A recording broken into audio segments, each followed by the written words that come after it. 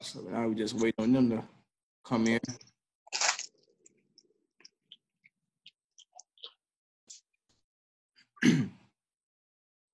Damn, this cornbread good. Oh, what's going on? Hey, how y'all doing? All right, how you doing? I'm good. Can't complain. Right. My co-host Ricky, he always doing something. Oh, Waiting for the other no person. problem. I've watched the show a little bit, so I kind of got you. I'm used to your format somewhat. Appreciate that, man. Appreciate that. Waiting on one more person to jump in. All right. While y'all doing that, I'm about to eat. About to eat.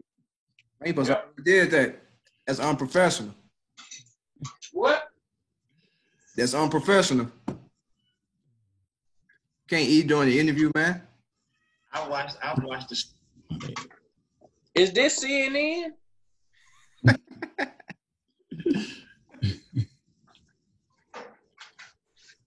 You better be glad I ain't sleep. Just a minute, y'all. Waiting on one more person. Also, y'all, it's going down in New Orleans tomorrow night. You got Kamisha Archie from the Golden Girls will be hosting a training camp. Yes. Tell them more about that, Ricky, why they waiting on this one person. Hold on, I'm getting my meat. Yeah, so while we waiting on this one person, man, we have our guest, man. Introduce yourself, man. I am Brandon Banks out of Dallas, Texas. I currently coach at a high school called Wilma Hutchins High School, but I am a proud alumni of Townview Magnet Center High School. That's pretty popular out of Dallas in the past. I'm trying to think what else. Oh, and I've also been on a popular show, Bring It, with one of the teams that was on there. Oh, okay. Man. Oh, Lord. Right. I never knew that. I used to watch Bring It. Dang, that's crazy. Yeah, I have a little history. What dance team you have? I used to be one of the battle coaches with Explosive Dance Company. Okay, yeah, y'all good. Explosive good. Yeah. I'm in a major community. I've heard you promoting your competition last week. I don't promote. I host fabulous events. My bad. I give the people. Promote is when you're trying to get it going. I'm 4 years, 12 events in a game. Gotcha. I don't promote. I just matter of fact, I'm going to release a flyer now. Okay. I know you said something about hosting possibly in Port Arthur, I think it was? Yeah. Okay. I'm going to do one out there.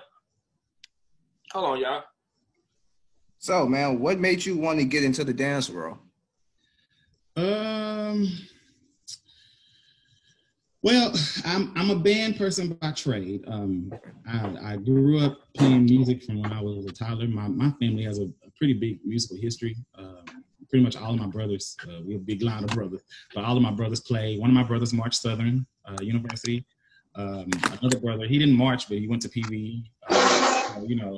I came up musically, but I always had a thing for dancing. So as I was coming through high school, I was not only good musically, but I was good at choreographing, like our band routines, stuff like that, to the point that it got to where I was choreographing a lot. What's happening? Hey, what's going on, man?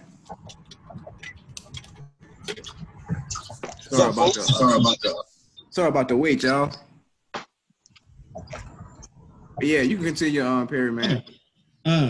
So when I got to college, I got to working with the dance groups and stuff, and choreographing, and then ended up starting a team at the college that I went to.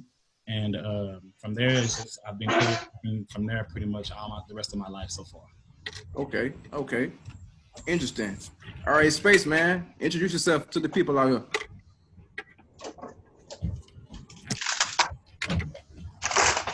The hell you got pulled over? Space, man, turn your mic on. Pulled over? When you record that. No, man, I can't do that. I can't do that. So, No. how has the dance world been?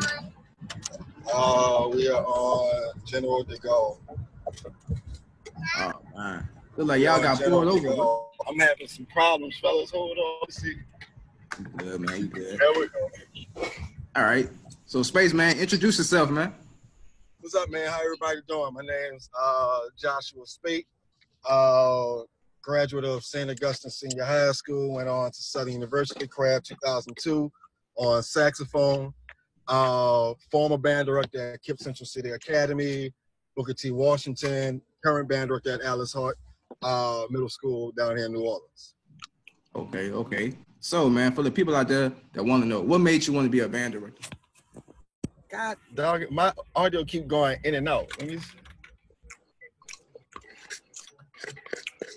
That's that St. Nog headphone. Rick Hold on, I'm gonna log off and log back in. I'm having technical difficulties. I'm old, y'all. I'm old. Forgive me. All right, bro. All right, man. So, how has the dance world been treating you, man? It's fun.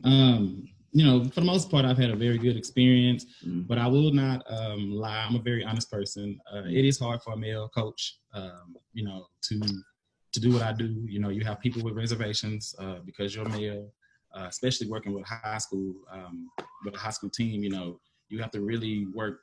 I don't want to say twice as hard, but you definitely have to prove yourself twice as much as far as trust-wise. Because working with a team of girls, dealing with outfit changes, costume changes, being left, you know, with the girls a lot of time by yourself, it can put you in a weird space, you know, especially if somebody was to say anything just wrong, even cross. So you really have to dot your I's, cross your T's type of stuff. Right.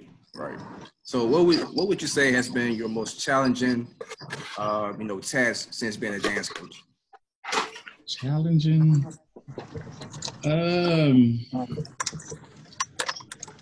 I can say I have a lot of them, but I can say one of my experiences, and I don't try to bring up the show a lot, but preparing for Bring It was a very big challenge because a lot of times during my time, you know, when I was experiencing that, we would get like a week's warning before we had to go record.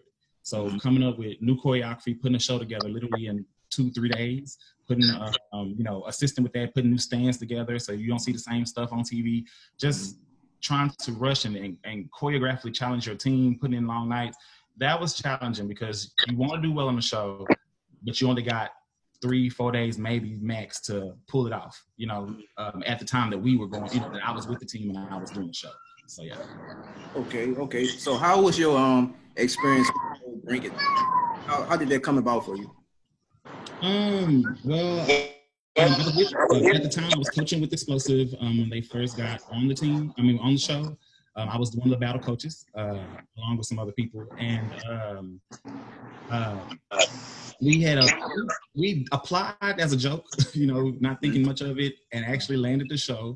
Went through the process or whatever, you know, and it was weird because you meet with people, you know, you were doing like Skype calls with somebody that wouldn't even show their face. So you didn't know if it was real or not, but we went through the process, landed the show. They called us one week and it was like, you know, we want to tape this week, something like that. And we went to the show, you know, we drove down to Mississippi, did the show, and, you know, came out of Dallas. That was the first time they ever came this far past Louisiana. You know, they had pretty much been playing between Memphis and Louisiana. So we were the first team outside of those 3 states. One of the first teams outside of those 3 states to come outside of Georgia. Man, that's crazy. Okay, Space, man. We're switching over to you. So what made you want to be a band director? Oh, man. Music has been in my blood since I started playing music. I started like when I was in the 3rd grade, and honestly, it's always been all those young men that he's taught over the years. And then leaving there and going on the Southern and seeing the way Dr. Greggs operated, it was like, man, to be a band director is really not like it's work because you're doing something that you love to do. You know what I'm saying?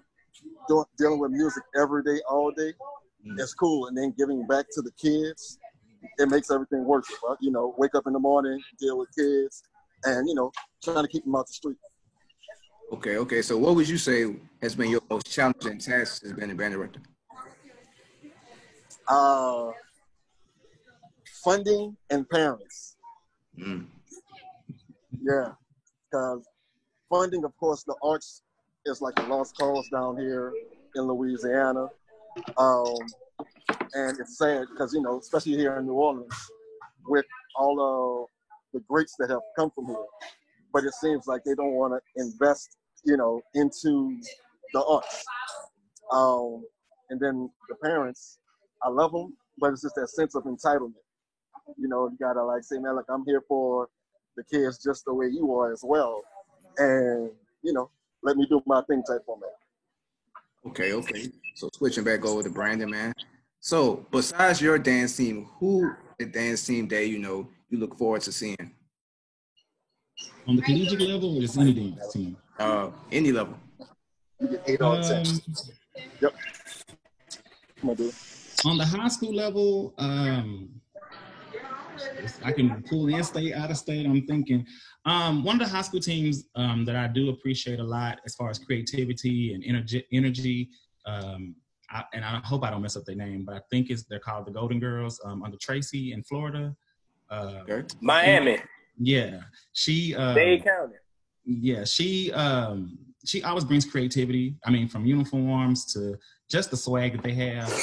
I really appreciate it. You know, she goes out the box, and I definitely like to think out the box. You know, there's nothing wrong with having a style, but sometimes you just want to shake it up. And I like that she does keep it real refreshed. As far as college level, I mean, I love the J6. I'm not, you know, I love everybody. I think everybody has something unique to bring. But if I had to really pick a team that I just really look up to, again, I'm basing it on creativity. I'm definitely going to go with Golden Delight. Okay. North Carolina. Shout out to North Carolina A&T. Okay. Let's go back to Space. So Space, man. Oh, got to unmute you. Okay, so Space, so what are you looking for in the band student? Oh, somebody that is like a sponge that's willing to learn. You know, it's so often where this generation is more of the I know it already, I know it, and don't want to take the time to learn. Also, that hunger, you know what I'm saying? I always hate to hear when people say, back in my day compared to, you know, the current situation, but it was a different pride level, you know what I'm saying? You had those kids that were hungry, we would go home and we would actually practice, compared to nowadays you have the students that they get on their horns for a minute and then go home and get on the game. Right. You know, somebody that is actually willing to learn, want to learn, and realize that, man, like, you can kind of go a far way if you take it serious. Right. Okay. So what would you say has been the best advice that you've gotten since becoming a band director? Hold on, let me get in the car because this dude got a Mustang and he's getting all loud. Sure. All right, what you said, bro? Yeah, so what has been the best advice that you got since becoming a band director? Ooh. Stay hungry. Stay hungry and stay humble. You know, Rome wasn't built in a day. So don't think that, you know, you're going to have an awesome program just because you walked in the door. You have to, the kids perform. All right, baby. The kids pretty much follow their director's flow. Right. So if you go in there and you half-ass, you don't give them that energy like, man, look, we about to be great, you know, then they just gonna be like, well, all right, I'm gonna just give you mediocre. Mm-hmm. So if you, you know, to stay hungry, to make sure that you're producing a great thing, that was one of my best advice that I got from Mr. Frog, Dave Wallace. Okay, so Brandon, man, same question. What's the best piece of advice you've gotten so far? To another director, you said? Yeah. Okay. Think out the box. I would definitely start with that advice. Just think out the box with your creativity and what you want to bring to your team. I know a lot of times we like to emulate those teams that have the popular name, you know, and there's nothing wrong paying homage to them, or, you know, even want to, you know, maybe do some things they do, but you definitely want to set your own style and standard, and really push your team. You don't let no parents run your team. You don't let other things interfere, you stick your ground in what you want. I know there has to be a little give and take, but if you know what you are doing, and you have to remember, you over the team for a reason. So you lead that team into the direction that you want to lead it to, because in the dance world, it's very cutthroat. So the parents will try to run you over in the competition world, in the the school world. You have administration and things, that will tell you this is what they want, but you're not teaching the team. I am. So I'm definitely going to bring the look and the style that I want to bring that's going to, do what it needs to do. Okay. So new question for Brandon, man. With all this COVID-19 stuff going on, how has that affected, your dance team as, getting ready for competitions and stuff like that? It sucks. I can go back to spring when Dallas, we went to spring break and never returned. And I think a lot of districts kind of followed suit in that way, at least in the Texas area. We were in the middle of competition season for my team. I know some teams don't do it, but we do. And I had just went to a competition, which is based on our people, we would call it a white competition. And I hate to say it that way, but it's a white competition called MA. And our team had just went. It was the first time I ever took my team to that competition. It's the first time I've ever went. I like to challenge myself. I went somewhere that I hadn't been before. And we had placed and got 2 trophies, first time ever going, and only minority team that went. In the high school. Congratulations, man. Congratulations. And thank you. And so we placed, and we were getting ready to prepare for nationals. When they shut the nationals down right before the district said we wasn't returning. So we didn't get to finish out strong, which sucked for the girls. I had girls that placed for state. We have UIL here in Texas, which kind of it regulates band, music, fine arts, whatever, and athletics. And I had 6 girls out of the 9 that I had on my team this year that placed at state and didn't even get to go to state. Some of them were first timers and didn't even get to go to state. As far as school right now, we were supposed to have camp this week. I remember telling you that that got canceled. Our district shut everything back down. So yeah, we not even for sure if we're returning to school right now. Yeah, safety first, man. Yeah. That's what I'm typing for letter right now. Yeah. So Ricky, man, you have any question for the guest, man? Oh, man, I just want to say, hey, how y'all doing? Brandon, nice meeting you. I'm glad you're in the dance world on the high school and the competition level. I'm Ricky, Creative Thinking Productions in the Majorette community, also by Majorette Media in the high school, middle school, other side of me. Joshua Space, man, what's happening? What's up, my brother? What's up? Man, I ain't making no noise. My thing is, seeing Spate come from the all to Southern to Booker T, Kip Central City to Booker T to where he at now, it's just a good thing. Yeah. Oh, hold on, y'all. Hold on. Okay. Well, while you do something, Spade, I got some more questions for you, man. All right, cool. So you say you marched for Southern. So what was your best year? What was your most favorite year marching for Southern? So I only marched my crab year. I did a one and done. And so my crab year had straight up my best year. And it was really cute, man. Like when I say I had fun, I had fun. Of course, things go down, but man, like that was an experience like no other.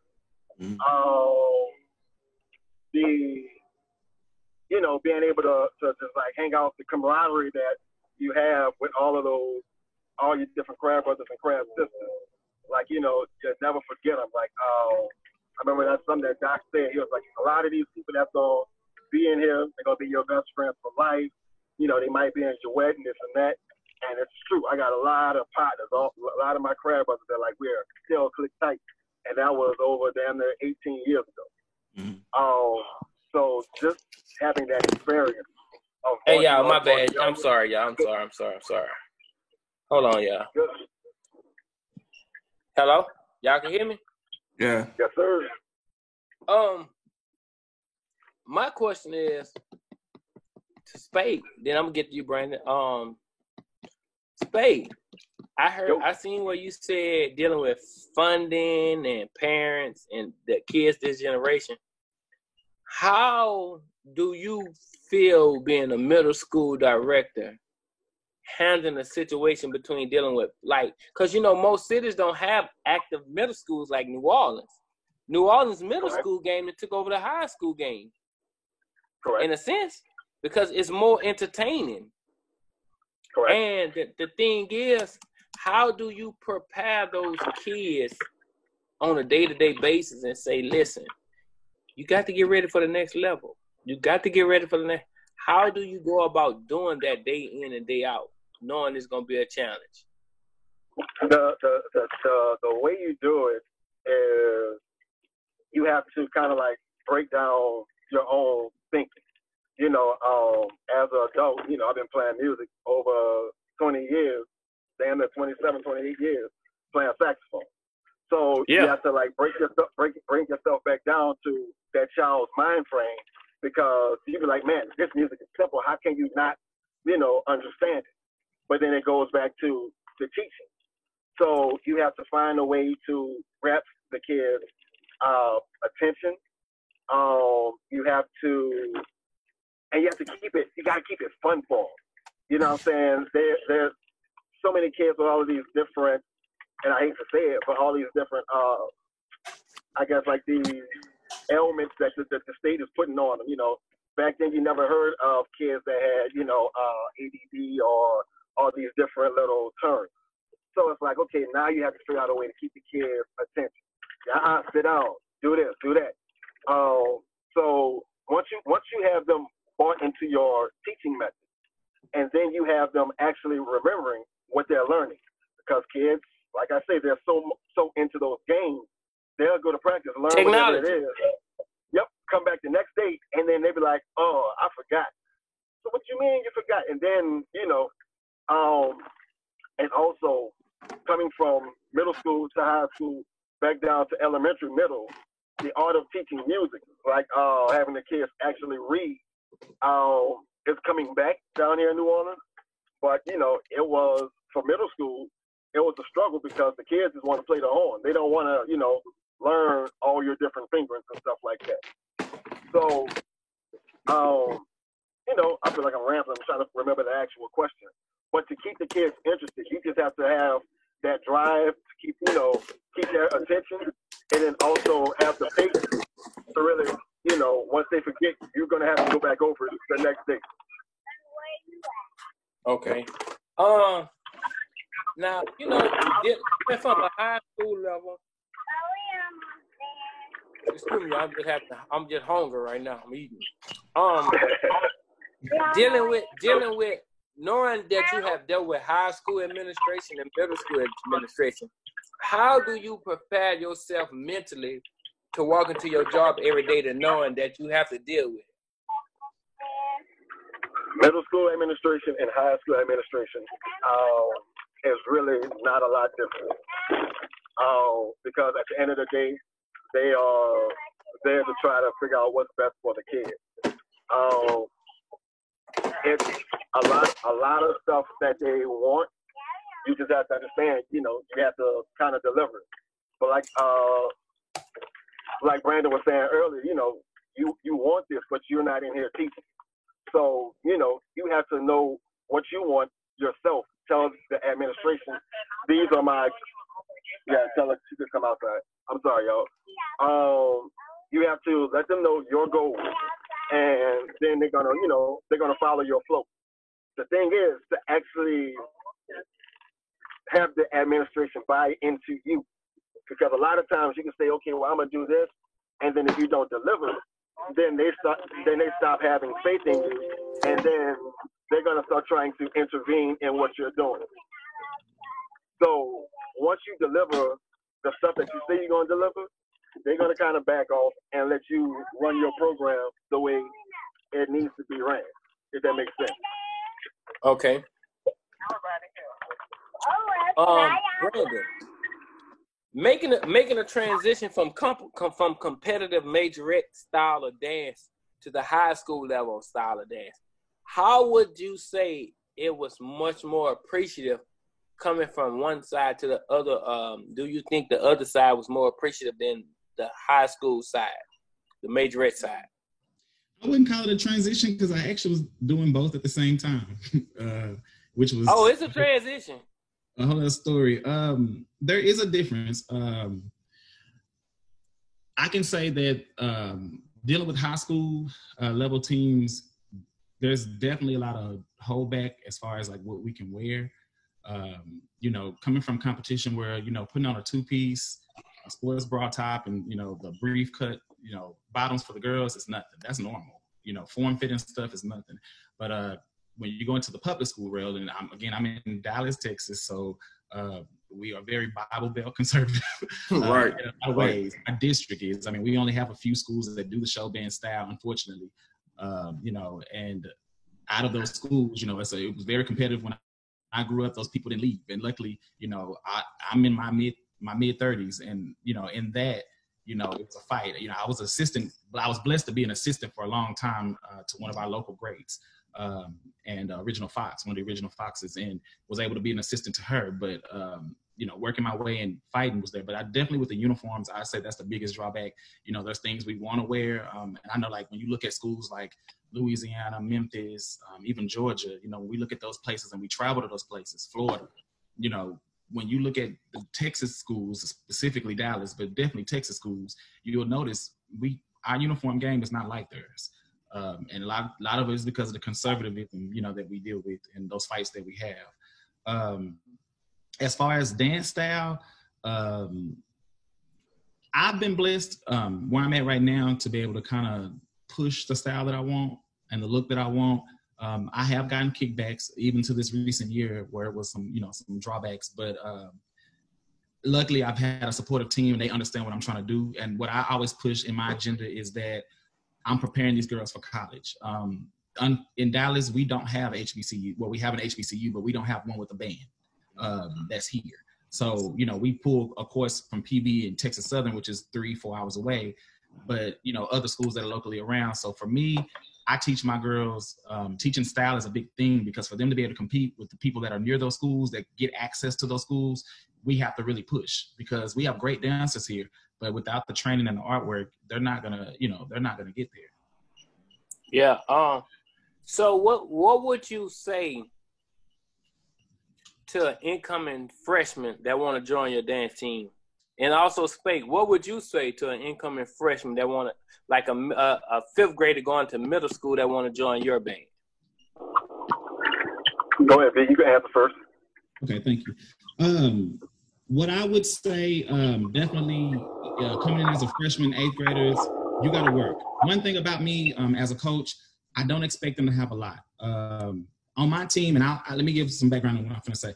On my team, I teach my girls how to twirl, how to do color guard, and to dance. My team is a triple threat. They do it all. So just like North Carolina A&T, they are a one-stop team. So with that being said, I definitely teach my girls coming in. You know, I'm very patient with my newcomers because I already know 99% of them can't twirl. And 100% of them probably has never touched a color guard flag in their life.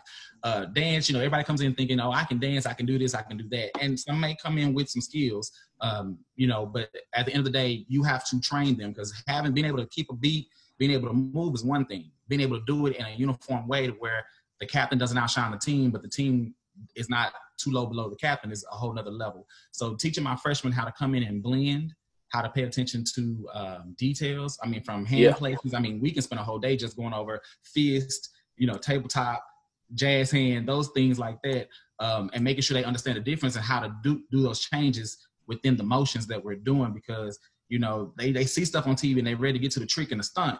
But now we got to go back to the basics and really clean that up first so that you can get to look like the teams that you watch on TV.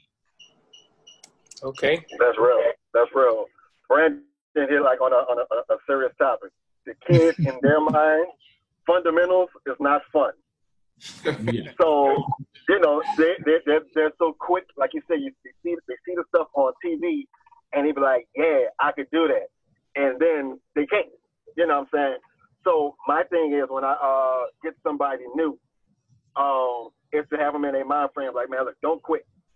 Because, you know, I'm kind of a stern guy, you know, and now that I'm back on elementary middle, I try not to raise my voice, try to keep my, profanity down to a minimum. But, you gotta let them know, like, man, this is not about to be no cakewalk. This is like a lot of these kids, they play sports. There's not like, where they used to, okay, you pick one thing and you be great at one thing.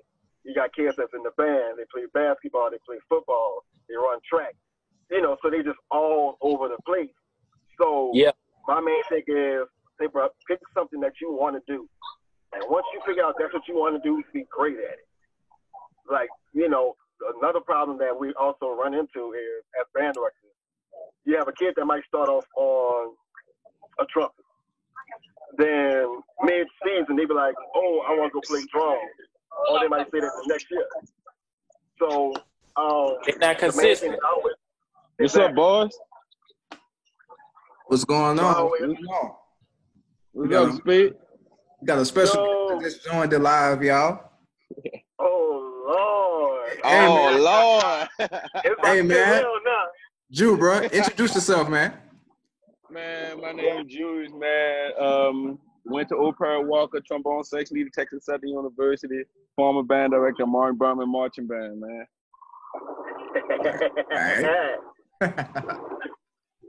Hey, I can stop asking questions. Y'all got the goats on here today.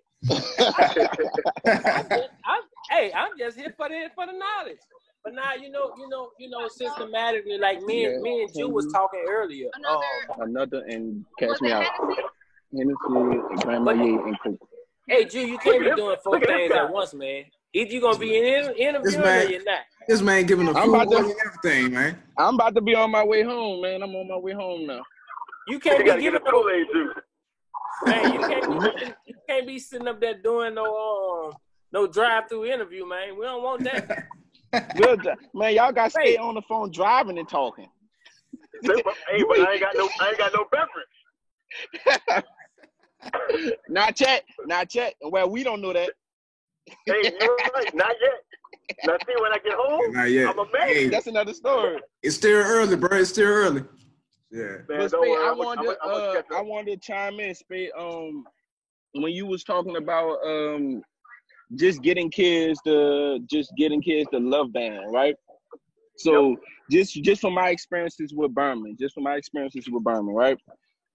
People don't know this, but me getting to Berman last year was actually like my 5th year teaching. I started teaching at a high school in Texas. So with Berman, me coming to Berman and coming to the culture of New Orleans. Now, out in Texas, y'all, you got to think about it. All the kids out there, they want to be a part of something like a New Orleans band. So I don't want to say they more hungry, but their minds are more hungry. Let's say it like that. Their minds are more hungry because I want to know how y'all do this. Yeah, how y'all do this? Why y'all do this? How y'all make this shine? How is this happening? And for me, when I got to Berman, it was just I remember Rollins, when I was at Walker, he talked to Dr. Isaac Griggs from Southern, and he asked Doc, how can I get the kids more invested into the program? Because at the end of the day, that's their program. We just the leaders. How can we get them invested into the program? First of all, the students have to first feel as if the program's theirs. They have to feel some type of ownership. They have to feel as if that's their program. So one thing I did, like at the Berman, we're in the Tipperary location. We're actually in the Old Pearl Walker building. One thing I did is got like the section leaders, the leaders, and we did some painting. We painted the barrel, just painted it the school colors. Putting stickers up. I got pictures of the band posters blown up and just put it around the wall so you can see that this is what you accomplished. Like for instance, when I got to Berman, the Berman band, if y'all know, Berman band was founded right after Katrina, with Mitchell. But Berman band never had a band uniform. You get what I'm saying? Right. Like that was the first middle school band to open up after Katrina. The first middle school band on side of Roots of Music to open up after Katrina, and you never had a band uniform before.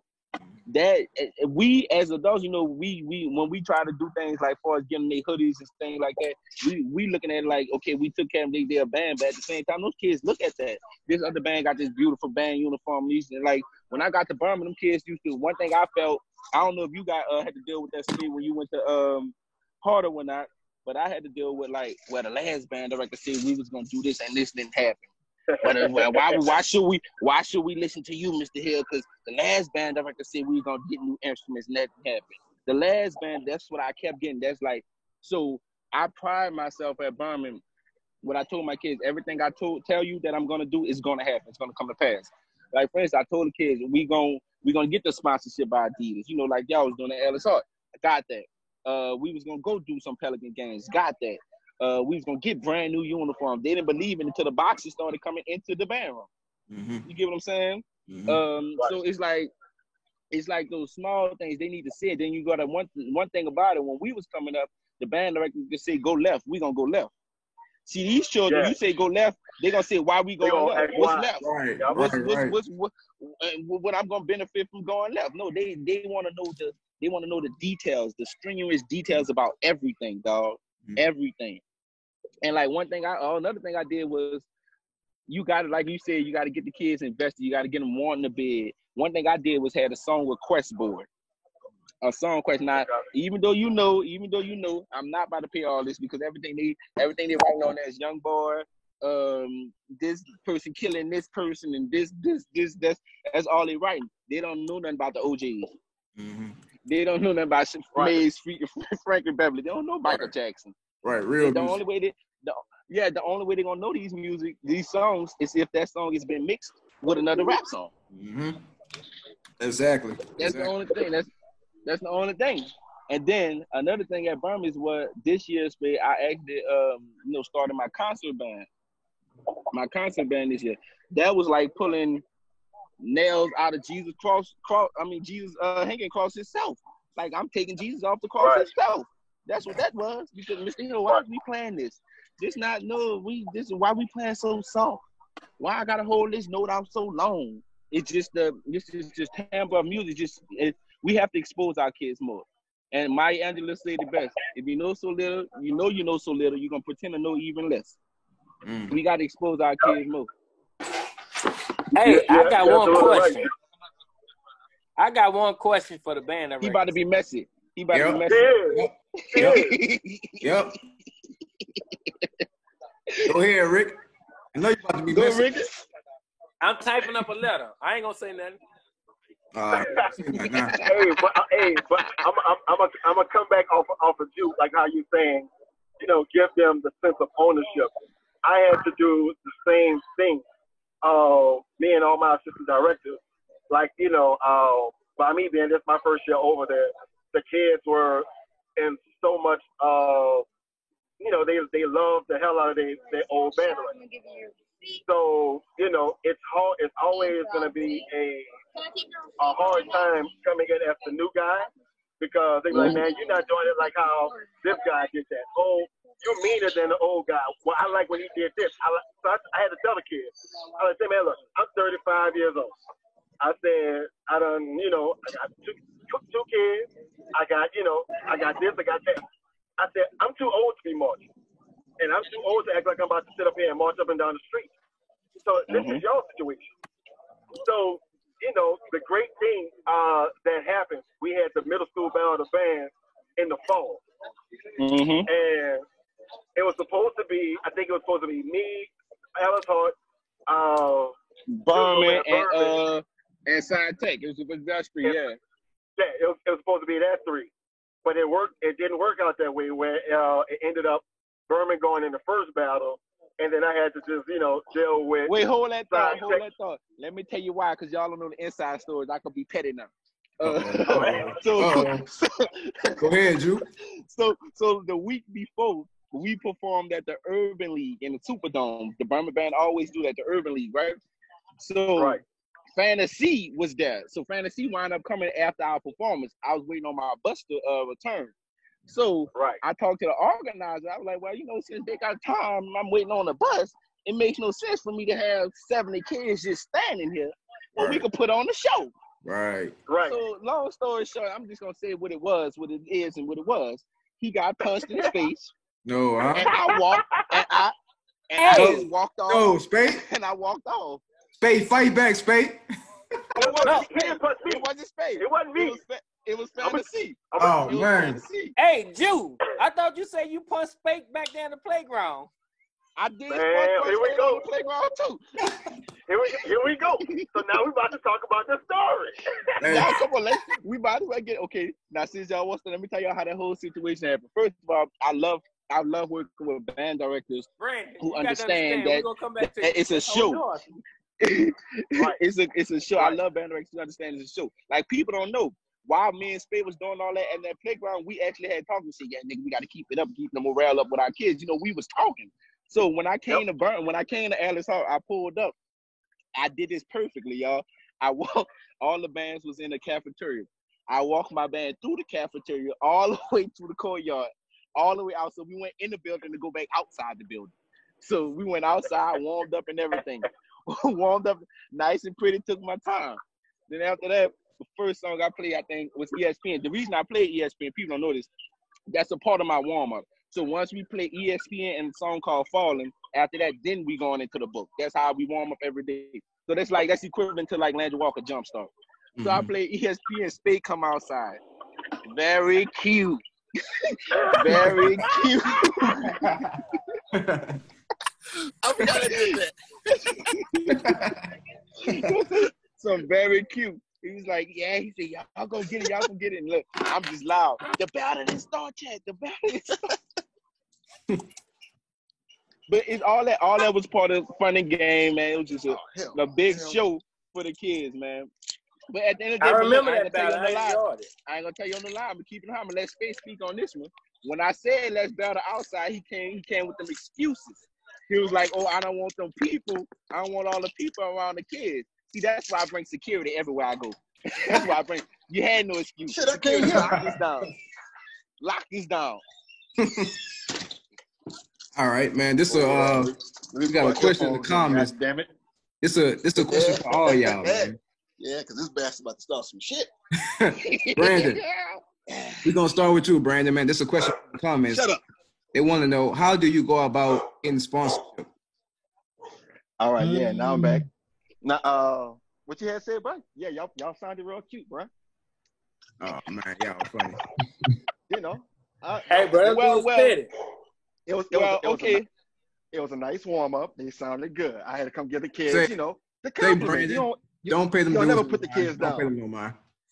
You'll never put the kids down. Hey, we off that. We off that. Come on, no, I got you a question. Since Brandon, I can have something to say about sponsorships as well. Okay, like for instance, Berman, I acquired three sponsorships this year. Well, two, because Elders Charter was already sponsored by Adidas. I acquired a sponsorship from Canes and Sonic, right? Now, one thing, this is how I acquired those sponsorships. One thing I learned from Mr. Rollins, a lot of performances that we did do, we didn't receive a check on it. Because one thing he taught me was, I don't need your money all the time. I need to know who you know. I feel that. I need to know who you know. I need a partnership. So for the Sonic, I did the Sonic Christmas Parade for free in Lafayette, Louisiana. Berman did it for free. So it's to the point that where I can call the representative from Sonic and say, I need some baritone. You get what I'm saying? Mm-hmm. For instance, Demolin, I think I'm saying it right. They're the ones who designed our band uniforms, right? But in the midst of them designing our band uniforms, the representative whose name is who is this man? Mr. What's his name? Jeff Thurber. Mr. Thurber. Mm-hmm. So in the midst, he actually met me. I was in Alabama at the time. He actually met me out there. When Mr. Thurber met me, when I tell you, I treated him to lunch. When I think the weather was bad, I made sure he had a hotel room because I'm a Marriott member. I just made sure he was straight. And off that, I'm just gonna give some numbers out. And the car bought they band uniforms, right? Like a couple of years before me. And purchased my uniforms. I just had to do some numbers, see how everybody else spent their money. Mm-hmm. But car uniform, they got like 100-something uniforms, right? They only changed to one uniform. They don't have different overlays or anything like that, all this extra stuff. But they got a drum edges. Their money really went to their drum edge uniforms, which has a lot of detail, like small details that you really can't see. Mm-hmm. And the drum edge uniform changed to 4 different uniforms. Car spent almost like $140,000, close to around that amount. for those uniforms. Now, mine for Burma uniforms, I got 100 band uniforms that changed to 2 different uniforms and the tuxedo. I got 4 drum major uniforms that changed to 5 different uniforms. I have 4 band director suits and 12 color guard suits, and I only spent $80,000. You get what I'm saying? I saved so much just by having a partnership with this man, just by talking to this man and treating him to lunch. You get what I'm saying? I saved so much. Like, for instance, my Adidas stuff. To be honest with you, if y'all look at all the videos from Burma this past year, every time we came to a performance, a new performance, if you look at it, we had something different on. Adidas sponsors us basically. I know Spade know, but we get almost. I get Adidas suit, a customized Adidas suit for almost $20. Adidas suit you get in the store is gonna be like almost $160. Right. You get what I'm saying? So on top of that Adidas suit that I done purchased for $20 for the entire band, they give you 10% back. So now I have a credit with Adidas as well. So my next year band already is ready. I can purchase stuff for next year band while this year's still here. Damn. You get what I'm saying? So it's numbers. So if you really look at the Adidas deal, like say for instance, the Adidas deal is almost like the Master P deal. When Master P had first we did No Limit, we had the 80-20 deal. You get what I'm saying? All Adidas really doing is doing mass production. They just gonna create the items for you. You can create your own store. Like Adidas, the catalog is so big, I can create a Rolex with Adidas. You get what I'm saying? Like it's just so vast, and because knowledge of where you're going. Like for instance, people don't even know this. Booker T. Washington had custom-made shoes this year. Right. Yep. Like people didn't know that. We all could have went to the custom-made route with the shoes and whatnot. But at the end of the day, I know him and Rollins was in a fight on seeing who was gonna come out with that first. But Booker T. Washington came out with custom shoes. We have to also think of band. Band is not just a marching band, a unit. It is a business of itself, y'all. Band, like all these, like when I talked to a friend of mine from Houston called me and was talking about he want to come to New Orleans and get the band out there. Oh yeah, because they love the bands. The city love y'all bands. They fund y'all bands. I want to know what funding do they think we have out here. I really do. I really want to know that. I want to know what funding that they think the band directors in New Orleans have, because we don't. We don't have the funding that y'all think we have. We're out there hustling and getting the money, fish fries and suppers and everything. When you have parents, it's devoted ridiculous. Parents, yes. When you have devoted parents, dog, that's one of the main things my band was missing until this year, till I got it this year. We had I developed my booster board and my booster club. When I tell you those parents were putting almost $1,000 in my band account every week, every Wednesday, we had something called Wild Out Wednesday where they came sold snacks for every lunch period to every student, and I put almost $1,000 in my band account every week. Every week, y'all. We had something similar. We had like a pizza day. At any time the band did it, like the Booster Club came in and did like all the snacks, this and that. The only difference, like I didn't have a sponsorship with Nike, but I always I get my stuff through eBay, Eastbay, or whatever. When you get it in bulk, it's dirt cheap. So that's the way I did it. Like the suits was probably like $120. I got it for $40. And then when you put your logo on them, then boom, and it's included in a band budget. But just like you say, you always try to keep the same format, have everybody looking uniform. Anytime we stepped out, we had our Nike suit on. You know what I'm saying? And then, like you said, that kind of gives the kids that pride, like, "Ooh, we in Nike, yeah, I likes that." Right. When they had their logo on it, they be like, "Yeah, that been fire." You know what I'm saying? So you try to give them something to where they feel like, yeah, we're a unit. You know what I'm saying? Like you was talking about the uniforms. Alice Hart already had the uniforms. And that's a fun thing to do also, designing uniforms. When I was at Booker T, yes, I designed the old uniforms that they had, the first ones. So they found some more money to go get some more new uniforms.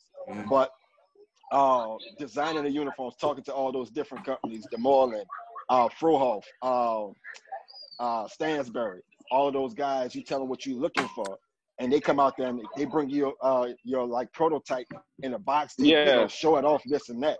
And that's like a feeling like, damn, I did that. You know what I'm saying? And then when you see the kids see the unveiling, oh man, like just to see the smile on them kids' face is real gratifying. You know what I'm saying? But back to how Berman tried to pull up on the yard.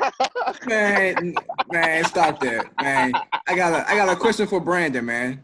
I got a question for you, Brandon. So, how do you go about sponsorship? With the two high school programs that I've worked with, Band Booster definitely was a big part of that. They mainly, with the way we do things up here, they mainly reach out for sponsorships.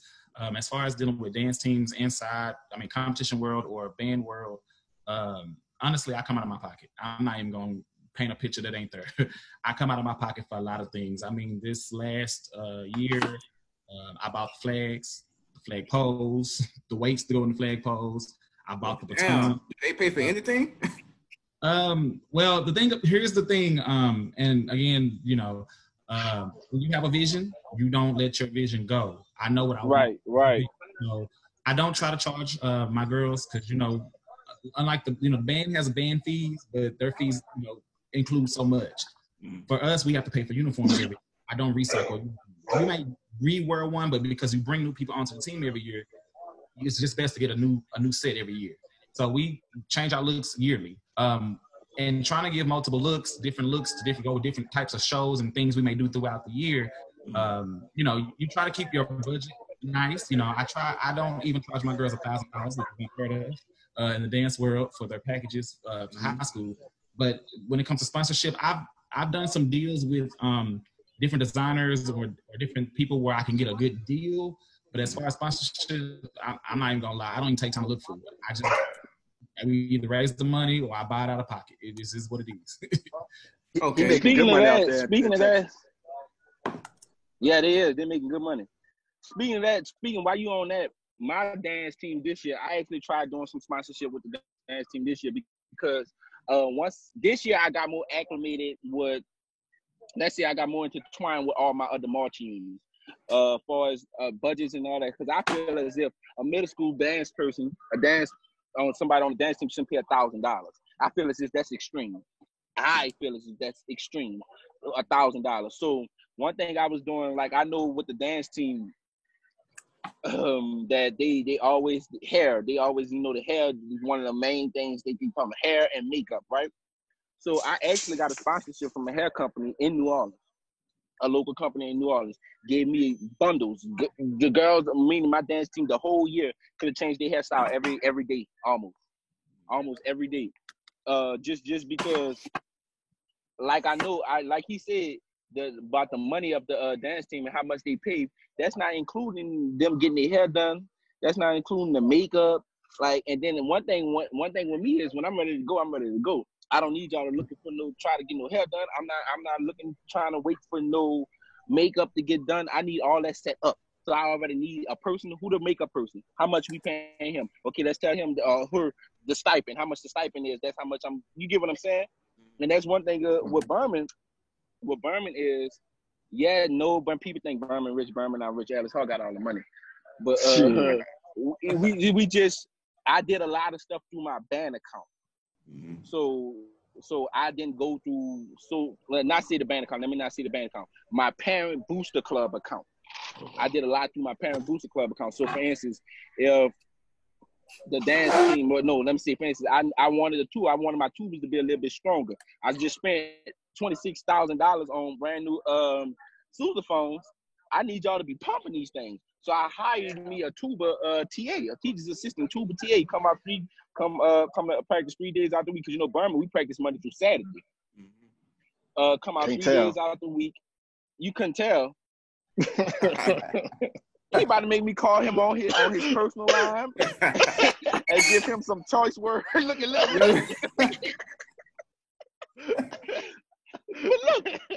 But look. Let's just keep it 100. Since we talking that speed, let's just keep it 100. The things I did, brother, in 2 years. 2 years, brother. And basically restarting that band, because people really don't know, if I really could say it, when I took over Berman, I really had to start over, y'all. Like I didn't have a band program. I didn't have a roster. I didn't have nothing. I started Berman band completely over. I went to every class. Hey, I'm the band director. My name's Julius. My door's always open. Like I had to do that. Berman band started off last year with like about 30 kids. To this year we was at 70. Next year I know it's gonna grow. You get what I'm saying?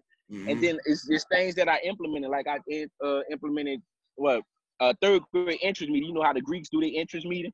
I did a third grade interest meeting because, you know, my band starts at fourth grade. So I did a third grade interest meeting to whereas the parents already got like the syllabus about the band. They already know what the band budget is. Our trips that we take every year, like I told y'all, the Sonic Christmas Parade that we do in Lafayette, Louisiana, which is nice. The Battle of the Bands, the MLK Battle Bands that we do in Mississippi. I don't do the one in New Orleans. I do the one in Mississippi because you kind of get exposed. See, the one in New Orleans, we send the same bands in New Orleans. It makes it boring when you see the same bands over and over. Yeah, so I try to go give them some exposure to see different bands. They also get to see Khalid's band. Like they saw Talladega and Alcorn go at it. Talladega Wax Alcorn.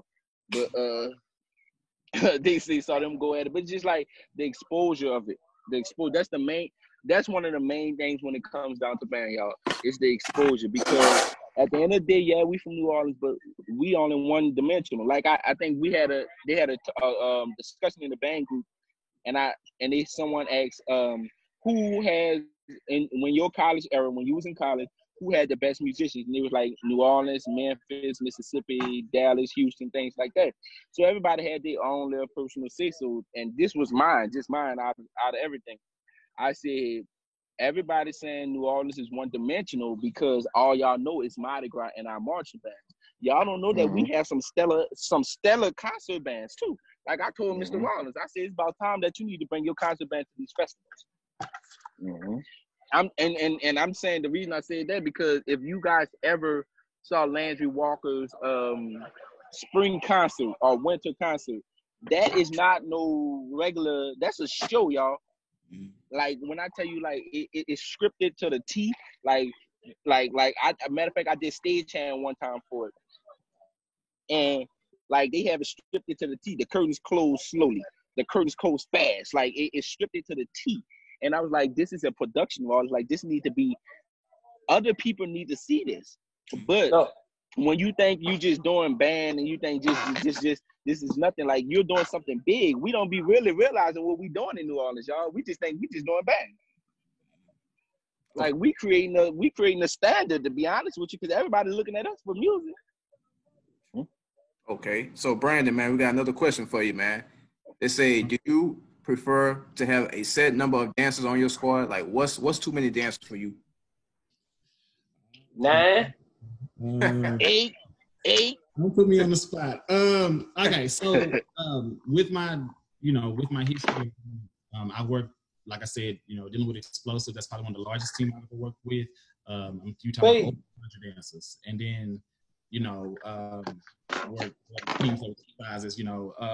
For me personally, I've been doing it for so long. Personally, like with my team now, I usually won't take over 15. Okay. And the reason why is I always, like I said, I have a music history. I play 10 different instruments, so I'm very in tune with my band. So don't get it twisted. I'm a dance coach, but I love band. What I'm gonna say is, I always look at the size of the band. The dance team, and I've seen this happen in states across the board, should never outsize the band. It becomes too much sometimes. Unless you're doing something on the production side that you need the number, I would never outshine the band in numbers. It doesn't make sense. The dance team should be in alignment with the size of the band. But the other thing is, I think once you get over 15, you can do a lot formation-wise, but when you get in the stands and practice and uniforms, it becomes too much. I think 15 is a decent number. I mean, for me, I would take 4 and be happy with 4, honestly. Size means nothing. Quality means everything. Right. Okay, so we have a question in the comments.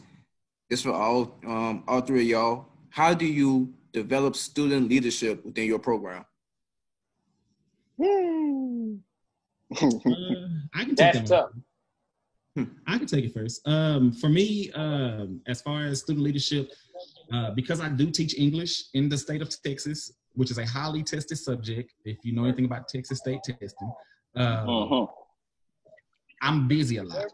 Not only do I coach the team, but I'm one of the go-tos in my school, in a matter. So I depend on my captains a lot, and the people on my forefront. What do I do as far as developing leadership for any team that I've worked with? I really show them what a leader does. And for me, that's modeling what it should look like when you run practice. There's a lot of times if you were to walk into my practice, you're going to see me literally leading the team. The reason why is I'm teaching my captains, what would you do if this particular beat came? How would you do this move? If you're in a situation where you're having to go in a battle mode, what is your attitude going to be? How are you going to stand your team? How do you make sure your team is backing you up? I really stay in tune with my leaders as far as what I expect from them. One thing I do is I check the grades of all my girls. I don't care if you are a great dancer. If you are failing, you will not perform, period. If your grades are horrible, or if I see that your grades are declining, you're going to tutoring, and guess who's scheduled it? I do. So it's developing that leadership is showing them what a leader would do. I stay on them. They literally become almost like an extended child for me.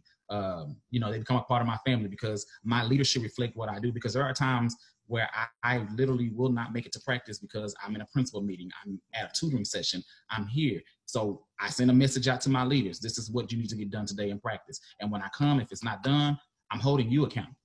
And so everybody will tell you, I don't know what you do with your girls, but they always at practice. If I say we practicing on Sunday, you better be at that school.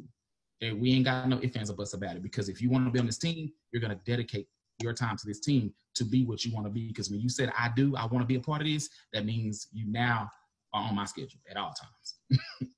Okay. That's facts. I respect that. Okay. It's like how you saying, you kind of got to lead by example. Once the student sees, okay, this is how he does this is how he does that. It's like you kind of tell them, man, look, this is your program. So, I'm not going to be the person that's going to be in front y'all, counting out this. I might count the song off, but drum majors, y'all need to be able to handle something just in case at the parade, for instance. I might have to go walk to check in or something like that. And you never know. Berman might try to run up because they don't see me. So, the drum majors got to be able to handle any circumstance. Like Brandon was saying, we might get called into meetings every other day. So therefore, when practice starts, you all need to know how to warm the band up. You know how to do this. Check for everybody's music folder. Again, same thing with grades. Alice Hart is real strict on grades. It's a school. So, before we even start practice, we have to have study hall. And administration wants them in study hall quiet instead of, working in groups and this and that. They want it like at a level 0. It's like, that's school's over. Let them study the way they can. If they're working together in a group and getting it done, that seems like that's good to me. But I might not be in the band room while they're doing study hall. Administration might walk in, check it out, and then we good. Because I always say, bro, I don't want to hear nobody fussing at me from administration. So this is y'all job. So once they realize, okay, yeah, we got to make sure we on this. 3:25, the drum majors blow the whistle. The kids start getting their instruments, and they're in their seat by 3:30, ready to work. You know what I'm saying? So you kind of let them know the things that you want, the way you can have a successful program, and how to handle different situations. And then you kind of let them, you give them a little inch or two so they can start doing it. And as the year goes on, they have it and they're in the flow with it. So therefore, it kind of like you can back off until it's time for you to pass out new music, go over stuff, clean stuff up. I definitely think just piggybacking on that, giving them an opportunity to lead. A lot of times, what I would do with my leadership is when we're faced with some of the decisions that we have to make, I'll pull my leaders to the side and I'll tell them what's going, what the scenario may be. Yeah. And I'm gonna ask them their opinions. What do you think is best in this decision? It may not be what I go with, but I want them to feel like they have a voice and that they exactly get the direction in which we go in. Because when we sit down, I want my leadership to understand what it takes to make a decision. So that's from what we wear in the game to how we're gonna look, what the hair should look like. You have to have a part in that say, but you have to understand why we're going to do it. Because developing the why we're doing it really develops the character and the leadership. To the point now, I have a captain who literally, I can let my captain run my team. I can never show up because my captain, they know my captain runs their team. If not as good as me, I do, better than I do. Because I developed that beast to run a team. Exactly. Okay. Julius, man, you want to add to that? Yeah, I'm just gonna piggyback off of what Spade was saying. Like, for instance, Berman. Like he said, Berman is a school. At once, Berman was an 8 school, just like as Alice Hart. We were trying to rebuild that. But I had to start here, like at the beginning of the year. Berman just got a new administration, new director of the school. Basically, everything was new. We have a policy to whereas, well, my policy was a 2.0. You have to have a 2.0, 2.5 to be in a band. But the director policy was you can't have a D in the class. So you can, like, mindful, a student can have a D in that class and still be a 2.0 student. Right. Which is crazy. A student can have an F in that class and still be a 2.0 student. But the director said no D's, period. So when I got my list from the data manager of the school, I had 35 kids. 35 kids that have a D of some sort. Now, mindful, that's depicted on if the teachers didn't put their grades in. That's depicted on if maybe the teachers put their grades in on Friday, the kids didn't turn over. That's depicted on a lot of stuff. So leadership, when it comes down to leadership, one thing, most of my leadership roles was in, of course, my A graders, the older kids of the group. And one thing my leaders know, they got to be innovative. You got to have some tough skin, because at the end of the day, I'm going to come down on you for what that 4th grader just did, because you've been in this band for 4 years. So you know the right, the wrong, you know everything. And then, you know, at the end of the day, I tell my band, we have a poem that we say at the end of practice: be strong, we're not here to dream nor drift. We have hard work to do and loads to lift. Shun not the struggle, face it, this God's gift, be strong. That's something I break down to them every time. It's saying that you're gonna be faced with obstacles, you're gonna be faced with hurdles, you're gonna be faced with problems. That's what life is about. The thing is what you're gonna do to fix it, what you're gonna do to overcome it. That's my problem. I'm not a person of talking, I'm not a person of anything. One thing about my band is, by the time Mardi Gras came out by Mardi Gras, from out of them 35 kids, I only had 4 kids on my list. And those 4 kids had IEPs, which is, you know, kind of acceptable.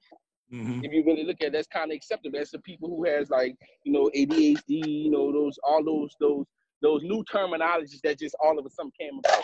Because I know when I was in school, there wasn't no such thing as ADHD. Mama said you better sit down and come beat you upside your head. Right. I said that earlier. Point blank simple. Like it wasn't no ADHD. It's either you gonna sit down and do this work, or you're gonna get beat upside your head. Exactly. I'm gonna sit down because I don't want Mama to punch me upside my head, because Mama gonna do exactly what she said. Exactly. Okay. And that's one of the problems going on in band right now. It's just like they took the power away from adults, and they gave all the power to the children. All of it. Okay. Man, I gotta laugh at that because that's the truth, bro. It's the truth. Okay. So Brandon, man, I'm gonna switch back to you. If there was anything that you would change in the dance world, what would it be? Jesus, that's a loaded question. Messy ass motherfuckers. Damn. Well, you said one thing. I'm gonna stay thinking. Okay.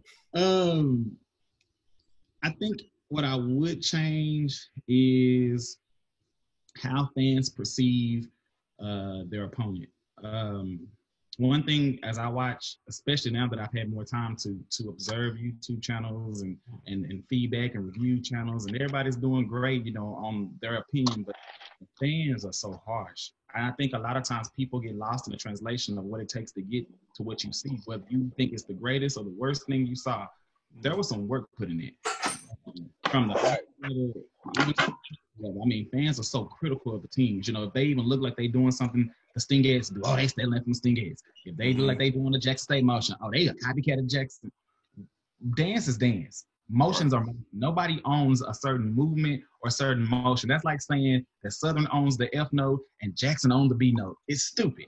We all doing the same stuff. It's who does it their way, their style, the best. I would change the way fans support / view their teams. Yeah, they don't understand the grind. Yeah. Okay, so I answer that. Go ahead. The thing is with when you start to deal with people, perception of dance, band, flags, the whole organization as a whole, from the director on down to the last person that's coming in the gate, like a booster parent security. They don't know the struggle that it takes to get that product.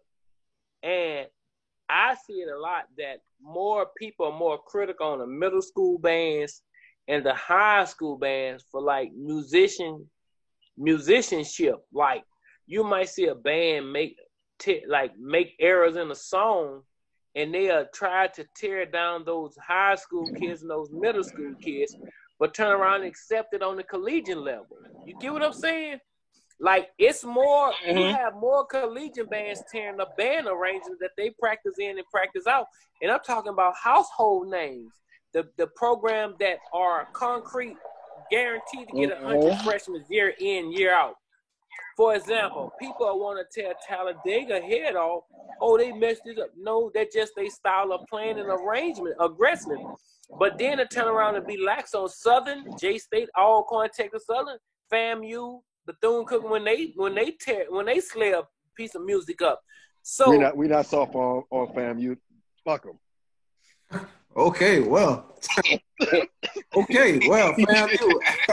Hey, I don't have nothing to add for that. Wait. But what I'm saying is, shout out FAMU.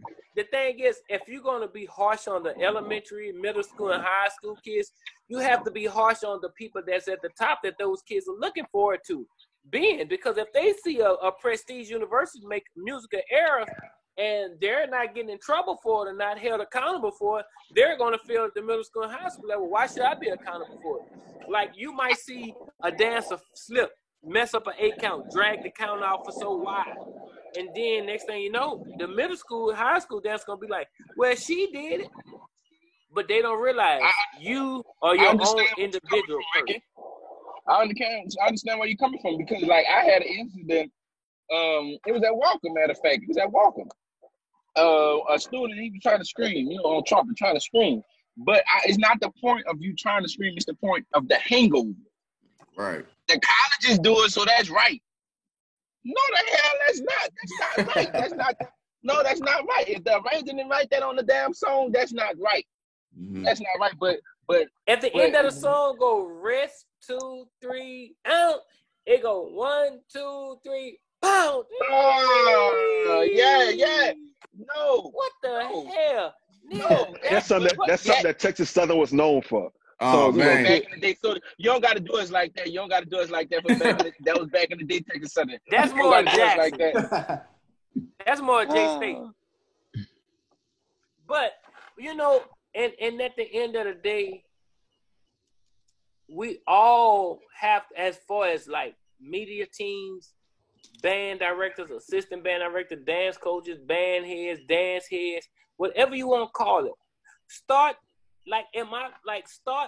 when you see a little child making an error and they feeling down about, pull them to the side and be like, listen, next time, you got to be 3, 4, 5, 6.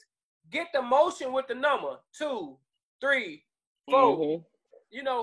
Find a way to get to their thinking level. Everybody don't think up on a subpar. You know what I'm saying? Sometimes you got to go to that level. Like that kid might be in the 9th grade. Their mother or father might only been to the 8th grade.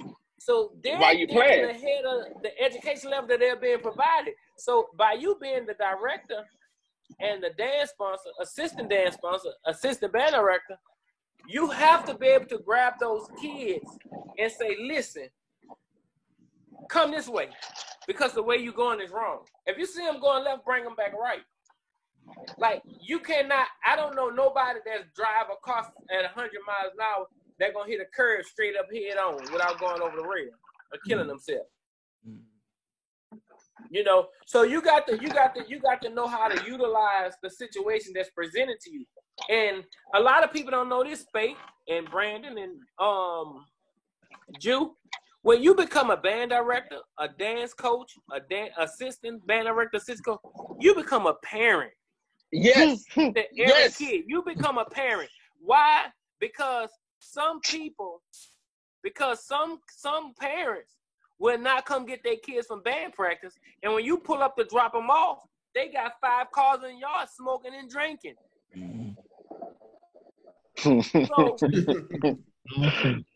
So, I'm being honest. Do you know how? So look, and to be honest, I'm with the children. I'm with your child more than you're with your child. Your child ain't with you on holidays. And a lot of people don't realize this, man. As an educator, no matter what you do, if you see somebody after the bell ring finna go behind the school and leave, go stop that student. Ask them, excuse me, Jane Doe, what's wrong? Why are you not in class? What's your problem? You got issues at home? Well, listen, this is what you're going to do. I need you to go, we finna go to your class.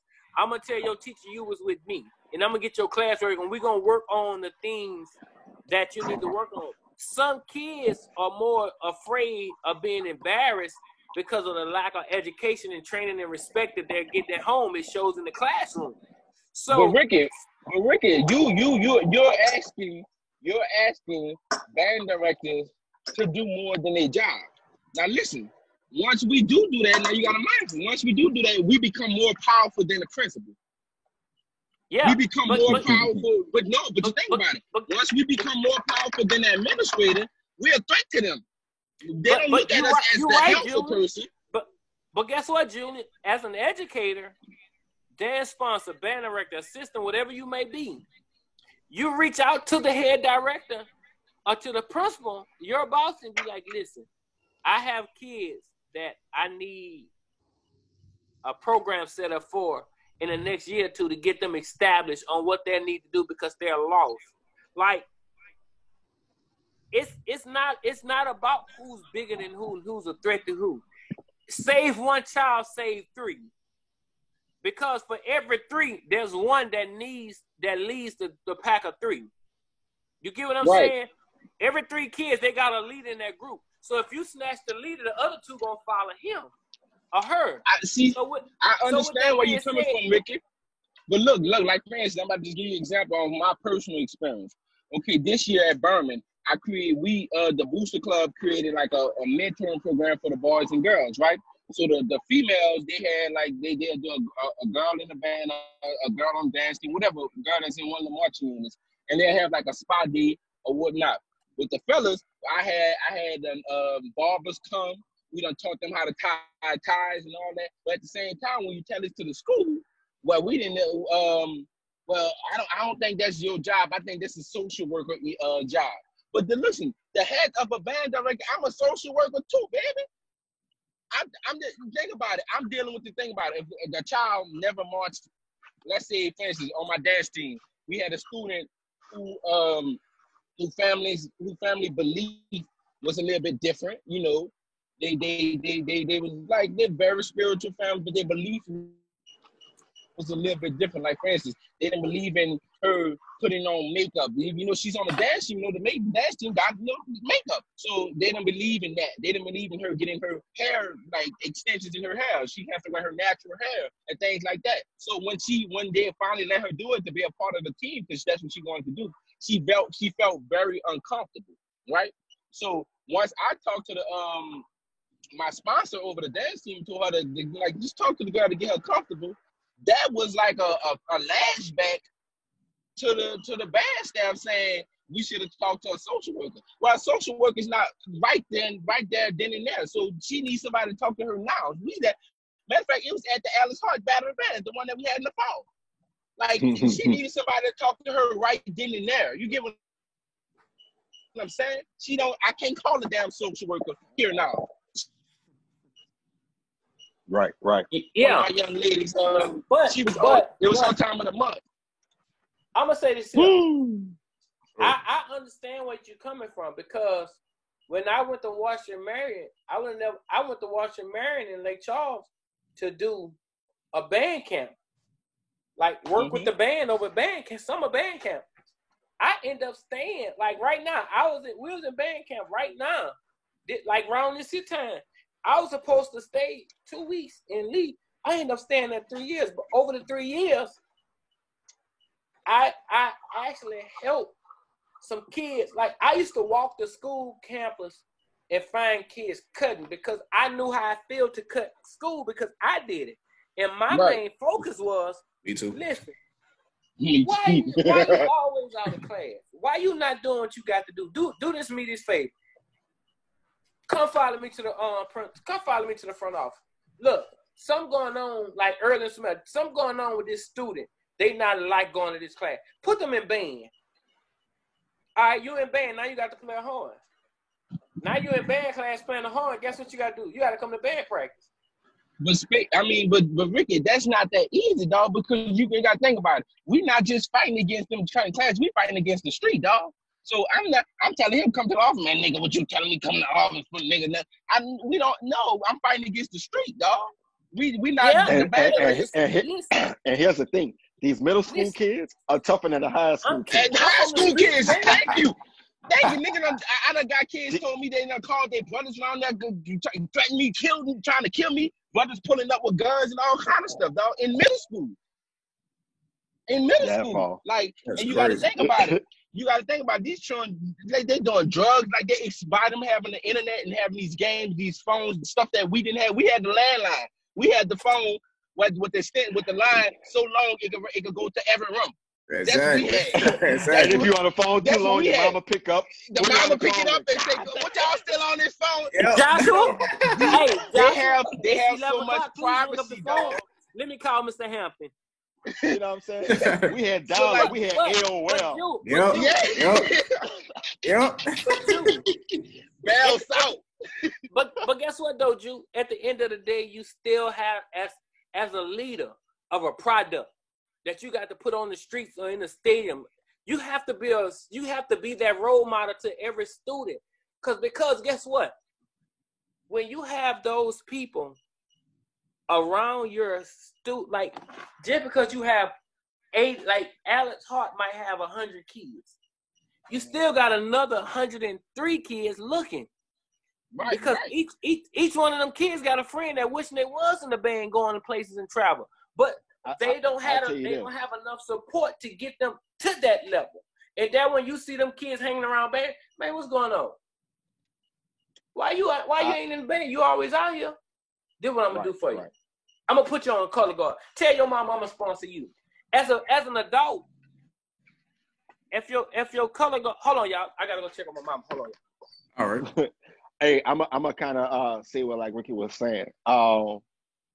Like any student that I taught, whether it was at Kids Central City Academy, kids as at Booker T, these kids as at Alice Hart. A lot of them look at me as that father figure or uncle. You know what I'm saying? All of them know I'm not your friend.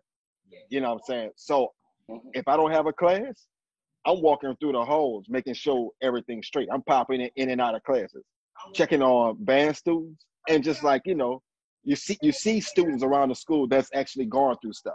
Mm-hmm. So you like, you hit them like, what's going on? And so I got 2 little girls at the school right now. They call me dad. You know what I'm saying? Because, well, shit, it's not even 2. It's probably like 7 or 8. But, it's what's going on. Talking to them every day. Give them encouraging words. Man, look, you beautiful. Do what you got to do in class. Don't have that nasty-ass attitude. Because the ones that had that attitude, they got some stuff going on at home. Right. The teacher's blowing it. Oh, I don't like this. I was like, say, bro, look, the reason why you have this rep with all these different teachers, why they go so hard on you, is because you have this nasty attitude. Mm-hmm. So if they be like, man, I don't like that kid, I'm gonna make sure they're gonna make you do your work regardless if you're nice or not. Right. Not if you're gonna be an asshole about it. We adults, we gonna be an asshole right back to you. We're gonna give you the same energy. Mm-hmm. So I said, man, look, go in there, do what you gotta do. Don't say nothing, and then you good. I always told my students, I was like, say, bro, what y'all fail to realize, going back and forth with a teacher, you will lose. Right. You will lose every time. I said, I've never seen a student that they did something wrong or they might not even have done anything wrong. And they say, you know what? I'm sorry. You're right. I'm wrong, and just shut up. I ain't never seen him get detention, never seen him get suspended, nothing. So like sometimes you just gotta suck some of that stuff up and just be like, you know, and just roll with it. Right. All right. So Brandon, man, we got a few questions for you, Brandon. What dance squad would you say is your biggest competition?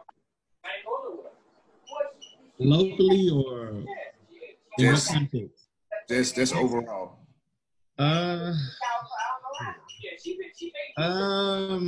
I'll just say local range. One of the people that is a legend, I guess, here in the Dallas area. She was one of the original Orcheses. I love her. I go to her advice all the time. It's Miss Iris.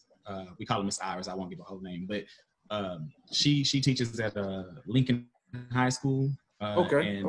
He has the Purple Flash. They've been a pretty legendary team for many of years. She's one of the people that I look to. I mean, not only is she somebody I can go to for advice or to talk to as far as competition, but she understands competition. And the reason I'm gonna bring her up is because I've competed in the competition world. I've also competed with her in the high school world. And she's one of those, she may be old, you know, she's got a little years on me in the game, but she definitely knows how to bring a punch, surprises, the wow factor, uniform. So she's somebody like when we compete against her, you got to be on your A game because she's not going to take it soft on you just because she like you. If her team is ready, she going to come in for the kill. Okay. So we have another question for you, Brandon. Let me add him back in. Okay, so the second question is, what other groups do you like competing against? What groups would you like to compete against that you haven't faced yet? Competing against locally, I love competing against, as far as in the high school world, Lincoln again would be one, and SOC. SOC is fun. Their coach is good. She was a Fox, and she's fun. They have a really good style, clean, and a lot of energy. And there's girls on there that I've coached over time too. So, I mean, you know, I know some of the girls on the line. Those two teams are definitely two teams that I definitely look out for when we compete. Another team that I definitely respect a lot, we haven't competed against them because they're bigger than us, is Kimball. Kimball is where the Frazier is. She's the director over Explosive. That line definitely has a lot of energy, a lot of fire. And, you know, again, one of those teams you got to look for. As far as teams I would love to compete against, I'm a person, I like to go into the grease and see if I get burnt. So I would love to compete against, I know it'll never happen, but if we ever had an opportunity to do so, I would love to compete against McKinley Pantherettes as a team, just because style-wise, creativity, energetic, I definitely want to see kind of where you place. It's not always about winning to me. Sometimes it's just putting yourself out there and seeing how well you'll do. Will y'all come to Baton Rouge? Probably never. All right, because I'll make it happen. Right. But McKinley Pantherettes, I've had the opportunity to compete against Whitehaven before, so that, you know, that was fun, and them a beast. Them a true beast. But it was fun to have the experience. Again, I'll go back to Golden Girls in Miami. I would love to put my team against them, just because it definitely going to show them a different look, a different style. You know, what we do here in Texas is one thing, but opening you up to something else that's not something you see every day definitely will grow you as a team. Okay. So what advice would you give an up-and-coming dance coach? Know what you want, what your goal and what your desire is. Know what you want. Map out what that's going to look like. Be fair and consistent across the board, from dance to the non-dance, you know, business. Be fair and consistent. Definitely have a strong background, you know, a strong team behind you, you know, what you need to support you. Build relationships with the other coaches. Doesn't mean y'all are best friends, but one thing about me is I don't do quarrels with people. If I don't like you, I don't like you, and I'm gonna leave it at that. You'll never see me have a combative disagreement with you in public, unless you really cross that line with me. Right. be very, try to be professional. A lot of times dance is, like I said, a very competitive like band. But band talking crap, I don't want to cuss, but talking crap is something that's kind of, it's known. Y'all can talk crap and y'all can get over it. And dance talking crap can fight. Period. It's a whole other level. So definitely want to make sure that you have that camaraderie, that you have respect, and camaraderie with your community, other dance community, and lean on each other. Sometimes we do teach each other things and keep each other in the loop to help our teams run. Yeah, we compete against each other, but we're also a family. And if we're against each other, you're not going to be able to survive in a city where people don't like you. Okay. So, question for Drew and Space, man. What advice would you all give an up and coming band director? Go ahead, Drew. All right, so he on mute. Advice. You want me to go first, Space, since I'm the youngest? Yes. Yeah, go ahead. Go ahead, Ken. Y'all can't. Okay, so up and coming band director. One thing I say, I started teaching at 19. I started teaching at 19. I would tell you, run your band how you envision it. Go get it, because it's not a no. Hey, go through the front door.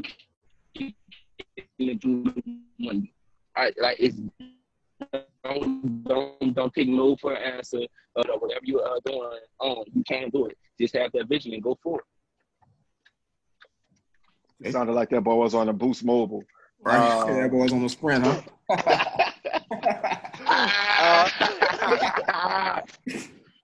But like pretty much, I think if that's what he was saying, your vision, whatever your vision is for your band. If you want to, have a style like Jackson State, I think Christopher Herrero is genius for what he's done at Etna Carr down here in New Orleans. I might not, well, it's not a might. I definitely do not like anything about Jackson State. There it is. But what he has done for Etna Carr at bringing that style down here was genius. Mm-hmm. So whatever your vision is, follow your vision. Don't worry about the pushback, because every day you're going to gain a hater. You're going to be like, man, that ain't supposed to be like that. Why he doing that? This and that. So whatever it is you're doing, do it. And don't worry about what the naysayers are going to say, because everybody's going to have something to say. Oh, man, that band poop. No problem. They have a lot of people that's going to talk about you, but they're not doing what you're doing. Exactly. So just keep going. Okay. So, Brandon, man, we have a question for you. Okay. How do you prepare your girls who aspire to dance in college? Like, what advice do you give them? One thing we do, one thing I try to do with my team as a coach is to treat them like they're on a collegiate team. That's something I tell my parents when they come to the interest meeting. I'm going to push them like they're on college, which is why I'm very rigid with my team. Not saying we're the best, but we definitely give a very strong aesthetic, look-wise and movement-wise. We're building them whether they have experience or none. I'm going to push them to where they're the best. One other thing that I do is I actually expose them to collegiate dancers. Because I've taught or have worked with collegiate dancers or coached collegiate dancers, of course, I always have them come important to the girls. But I pull people in. One person I've been pulling, was supposed to have in this week or next week, I'm sorry, but camp is canceled, is Onicia Ford from Jackson State. She was bringing in to work with the girls on a one-on-one. Last year, my girls went to Jackson State camp, and them girls worked them like they were at Jake said, on the level of a Jake said. My girls were sore, tired, working from sun up to sundown, but they got the full experience. But coming back from that, my team was stronger than they were when they got there. So definitely expose them to collegiate dancers, whether it's a Fox or Keys, because I don't favoritism anything. One thing I teach my girls is everybody's style, every type of dancer has something to teach you. Whether it's good or bad, you can learn from it. So I definitely try to expose them as to many styles as possible, because just because we book on my team or don't book on my team, whichever way we decide to go, doesn't mean that's what you're going to dance for. And so that's what you need to get used to, is how to, be able to be flexible with all styles. Okay. So, man, with all this virus stuff going on, man, what words of encouragement you all like to give to your students?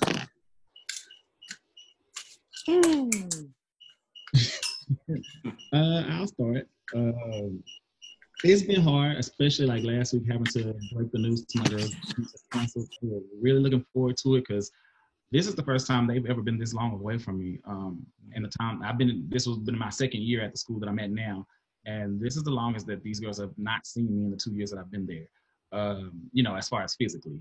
Trying to encourage them, just to mentally stay in a healthy place. One thing that I do, we have a app that we use, a group app that our band uses, and in my app, in the part of the app that we have for the girls, I send daily encouragements, weekly encouragement, video messages, and even, hey, here's 2 new things I made up, learn it, send a video back. Just something to keep them motivated and just not completely off the pathway of where we want to go.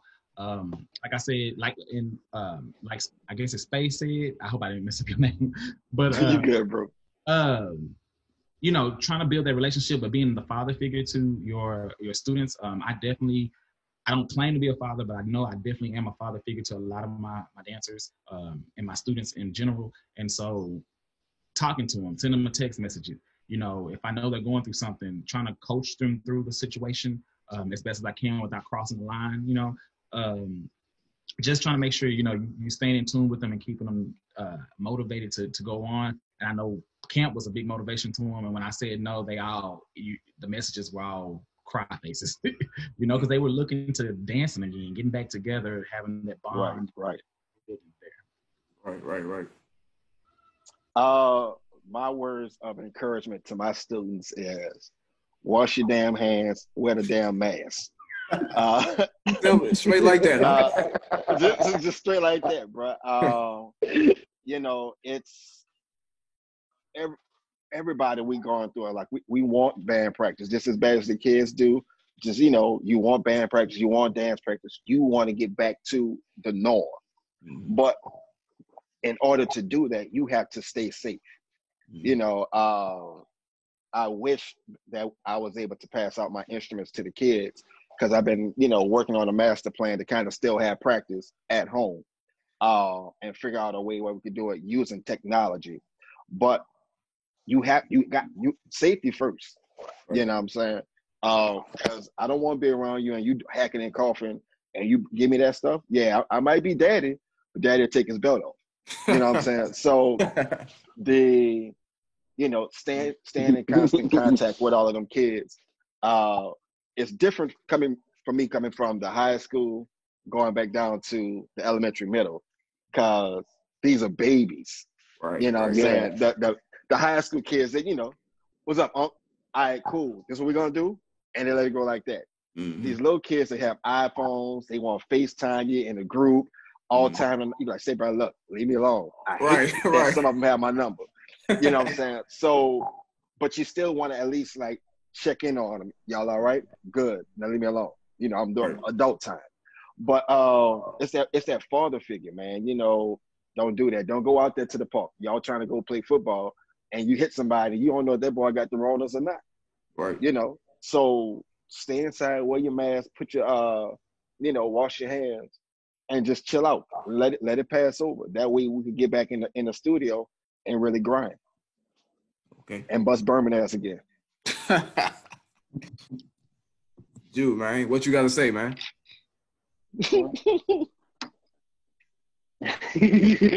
Oh, that don't have nothing to do with me. I'm gonna encourage. Okay, I would tell you stay vigilant on your instrument, on your craft. Let's stay vigilant in your craft.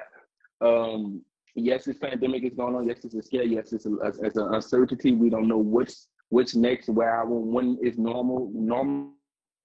Boy, are you talking on straight talk? But one thing we can do, all the dances, all the things, doing your stress, all of the 8th graders. That boy talking on cricket, huh? y'all, on my phone. I just got to my house. T-Mobile. I just tell them to stay vigilant on the instrument, and we're gonna keep going, man. Just keep going. Just stay positive about the situation. That boy talking on a landline. All right, man. So this is our last segment, man. It's called "Get It Off Your Chest," man. Is there anything that y'all want to get off y'all chest that y'all haven't expressed yet? It could be about anything, man. I'll let Brandon go first. Oh, crap. I don't really have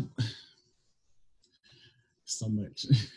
I don't have a lot that I just necessarily need to get off my chest.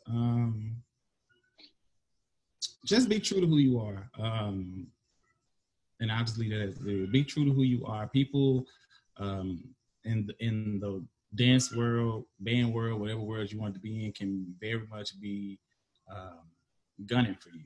You know, somebody always wants to replace you in a sense, and there's nothing wrong with that. You know, you always want to reach for the top, but be true to who you are. You know, just because somebody cuts you don't mean you have to cut them back.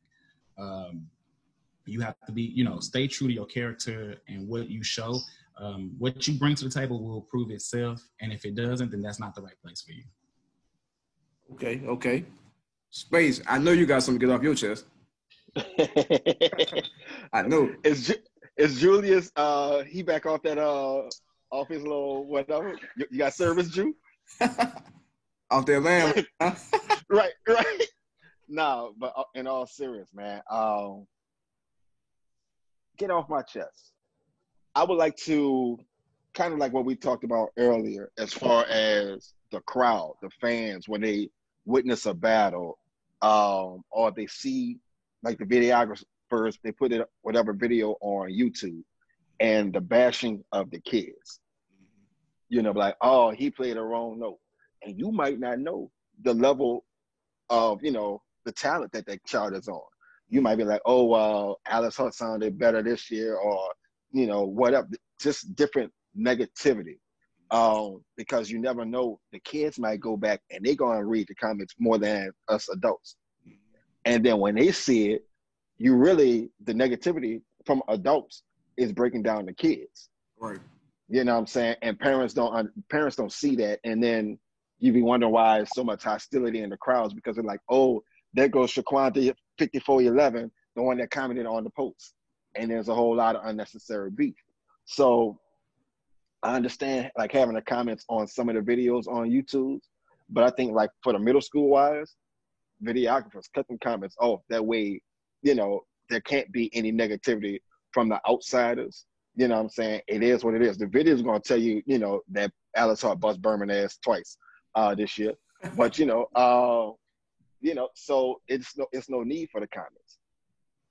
Okay. I know. Oh, damn. This man. Oh, there you go. Oh, there you go. Now watch. Jew, man. We got to fix that audio on that landline, bro. Hold on, let me see. Let me try to get them on here.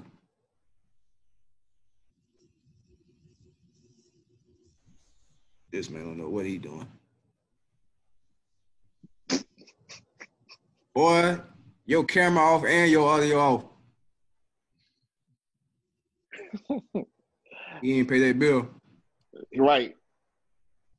Oh, well, we got another question, y'all. They say, do you guys feel videographers should do more quality control over footage that they put out?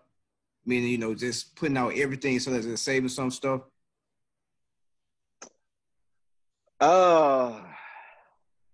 Bro, honestly, no. Like, okay, now if you have a band and if they're not battling anybody and they warming up and you recording it, and you know, and it's wrong, then yeah, you don't put it out. But if it's a battle, it's out there. Right. You know what I'm saying? And you know, you don't have to edit nothing. Just let it be. But like I said, it's with those comments, you know, don't let everybody like bash them. The video gonna do the video's gonna do what it's supposed to do. Right. How you feel, Brian? I agree. I think real footage is what it is. I think sometimes we We've gotten used to the word of editing to where we can make something look so great. The expectations are so high because we keep seeing greatness that we don't realize that there are mistakes that are happening there. So I definitely think the real footage is there. The only time I would say to not put something out there as far as quality control is if it's going to truly be damaging to the individual or the program. Something that just, can really taint that program. I would say maybe you might want to hold off on that. But as far as the actual footage, mistakes are made every day. So the mistake is a part of the performance, and we have to appreciate the mistakes just as much as we appreciate the success. Okay. Man, this has been a great interview, man. I appreciate both of y'all for coming on here, man. I know, it took longer than expected me getting ready, so I apologize for that. But, I was running around. But, man, I appreciate y'all for still wanting to do it, sticking in that space, man. I sent you that video. We're going to talk about that later, though. You know what I'm talking about. Most deaf. But yeah, man, I appreciate y'all, and y'all stay safe out here. Most deaf, man. Anytime you have anything, man, I'm always willing to get on, bro. All right, man. All right. All right, dope.